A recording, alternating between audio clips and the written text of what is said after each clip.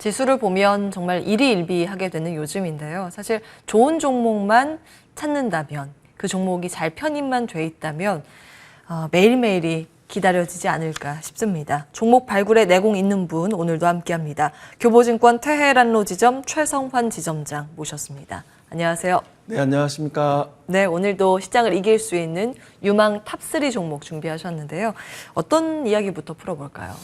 네, 아무래도 이제 시장이 지금 연말이고 또 그러다 보니까 고배당주 관심도 많고요. 또 3분기 또 실적 발표 시즌이잖아요. 그러다 보니까 실적 호전주에 대한 관심도 많은데요. 오늘은 첫 번째는 삼성증권을 말씀을 드리도록 하겠습니다. 삼성증권은 이미 3분기 실적이 전년 대비해서 순이익이 14.5%나 증가했고요. 이미 증권사들 시장의 컨센서스를 이미 상회하면서 사상 최대 이익을 지금 기록을 하고 있습니다. 이 증권주라고 하면 이제 예전에 사람들이 전통산업이라 생각을 하세요. 어떻게 보면 지금 NFT나 메타버스 이런 그 신산업에 관심들이 많잖아요. 그러다 보니까 증권주는 좀 올드하다 이런 생각들을 하시는데 최근에 증권주들을 보시게 되면 이러한 그 신산업에 있는 기업들을 IPO, 공모주, 그러니까 공모주로 IPO 시장에서 이제 상장을 시키죠. 그리고 CB나 BW 등으로 자본 조달을 하는 이런 그 ECM이나 IB 부분에 이 관련된 수익이 상당히 호조세를 보여주고 있습니다. 그리고 또 대출, 그러니까 신용공여 이자 확대로 이러한 이자 손익도 상당히 확대가 되고 있고요. 단순하게 보면은 물론 최근에 거래대금이 10월 기준으로 본다면 약 22조 원 후반대로 이런 일평균 거래대금이 감소를 했습니다. 왜냐하면 시장이 계속 박스권이다 보니까 거래대금도 감소를 했고요. 또 하나는 이 4분기가 되면 매년 이 양도세 회피에 대한 물량들이 나오기 시작하거든요.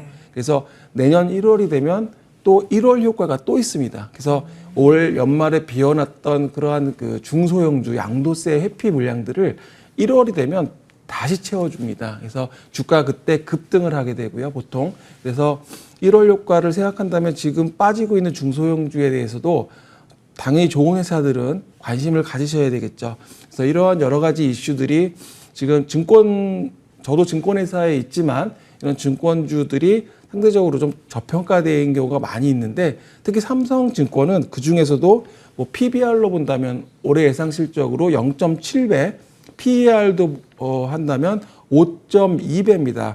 올해 예상되는 배당 순위 현금이 얼마 정도 예상되냐면 4,100원입니다. 올해 주식을 한 주 가지고 계시면 내년에 4,100원 현금 배당을 받게 되거든요. 그렇다고 본다면 지금 은행에 안정적으로 오늘도 문의가 오시던데 안정적으로 좀 투자할 만한 곳 찾으시던데 지금 이런 고배당주에 투자하신다면 저는 충분히 매력이 있다라고 말씀을 드리고 있고요. 그래서 올해 예상 시가 배당률이 무려 8.7%니까 꽤 높다. 그래서 하나금융투자 목표주가 지금 58,000원을 제시를 하고 있는데요.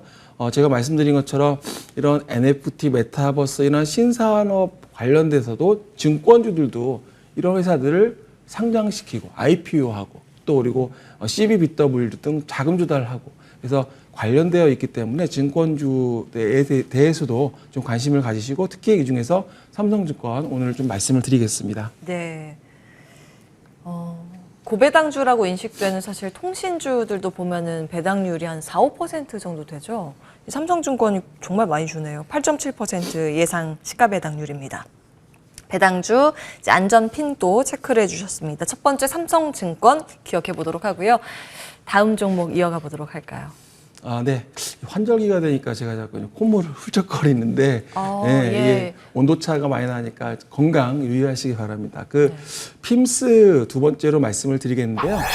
이 시간 통해서 여러 번 말씀을 드렸습니다. 단지 이제 IT 쪽 OLED 관련주들이 좀 후순위로 밀린 것 같아요. 시장에서 2차 전지가 워낙 세다 보니까 OLED 이런 관련주들은 조금 소외를 받았는데 오히려 이런 시점이 앞서 잠깐 말씀드렸지만 내년을 생각한다면 지금 담아둔다면 충분히 큰 수익이 나겠다 말씀을 드리겠습니다. 첫 번째 이유는 이런 중소형 OLED 시장이 이제 확대가 되면서 이쪽에 대한 뭐 캐파라든지 캐파를 증설하고 있고 계속적으로 이런 또 가동률도 회복하면서 매출액도 늘어나고 있습니다. 또한 OLED 관련된 그런 채택 모델, 그러니까 스마트폰 업체들이 계속적으로 증가를 하면서 뭐 올해만 해도 이미 2배 이상 증가를 했는데요. 기존에 작년에 한 27종이었다면 올해 1분기 기준으로 57종까지 늘어나는 그런 모습을 보여주고 있습니다. 그래서 이 핌스에 대해서 저는 뭐 내년에 굉장히 좋은 지금 아마 방송을 보시는 분들이 기억을 하시면 지금 주가 수준에서 기억을 하신다면 현재 신한금융투자에서 목표 주가 35,000원을 지시하고 있는데 지금 24,000원이거든요. 그러니까 사실은 좋은 회사를 좀 이렇게 분할 매수 관점에서 연말에 조정 보일 때 해놓으신다면 내년에 1월 달만 해도 꽤 수익이 날 것 같다고 말씀을 드리겠고요. 그리고 특히 중국 업체들을 중심으로 뭐 향후 2, 3년간 고성장이 예상되고 실적도 올해 매출액도 그렇지만 영업이익이 작년 대비해서 160% 이상 지금 성장이 예상됩니다. 결국에는 실적이 증가하고 또 산업이 커지고 이런 회사들에 대해서는 지속적으로 관심이 좀 필요하겠다. 단지 지금 핌스는 좀 눌려 있기 때문에 오히려 분할 매수 관점에서 접근하시면 좋을 것 같습니다. 네, 두 번째 종목으로 핌스 주목을 하셨습니다. 디스플레이 쪽입니다. 이제 IT 기기도 판매가 늘어날 것이고 공장 생산 가동에 들어갈 것이고 이런 논리로 주신 것 같아요. 기억해 보도록 하겠습니다. 예, 마지막 탑3 세 번째 종목은 어디에 주목하셨습니까? 네, 아마 시장에서 올해 핫한 제가 이제 그 업종이 아까 테마가 2차 전지라고 말씀을 드렸잖아요. 예. 지난번에 LNF를 아마 말씀을 이 시간 통해서 몇 번 드렸었고 오늘은 처음으로 에코프로 BM을 말씀을 드리도록 하겠습니다. 에코프로 BM이 최근 지난 4일이죠. 에코 프렌드리 데이를 통해서 세 가지의 전략을 제시를 했습니다. 에코프로 BM이 첫 번째는 이 양극재 생산 능력 목표를 기존에 한 29만 톤이었는데요. 이제 48만 톤으로 대폭 증가를 했습니다. 그러니까 시장이 열리기 때문에 이에 따른 캐파 확대를 하겠다는 거고요. 두 번째는 전지재료 이러한 그 산업 생태계를 형성하게 해서 결국에는 가격 경쟁력을 확보하겠다라는 거고요. 마지막 세 번째는 하이니켈과 그리고 중저가 양극재 시장 대응을 위해서 선도적인 기술 개발을 하겠다라고 발표를 했습니다. 이후에 주가가 굉장히 많이 올랐습니다. 그래서 지금 결국에는 그 전기차 배터리 시장이 계속적으로 성장한다라는 거에 대한 이견이 없잖아요. 그래서 여기에 따른 뭐 EV용 하이니켈 양극재 출하량이 증가하고 또 이뿐만 아니라 이 non IT 부분에 또 이런 수요도 좀 증가를 하고 있습니다.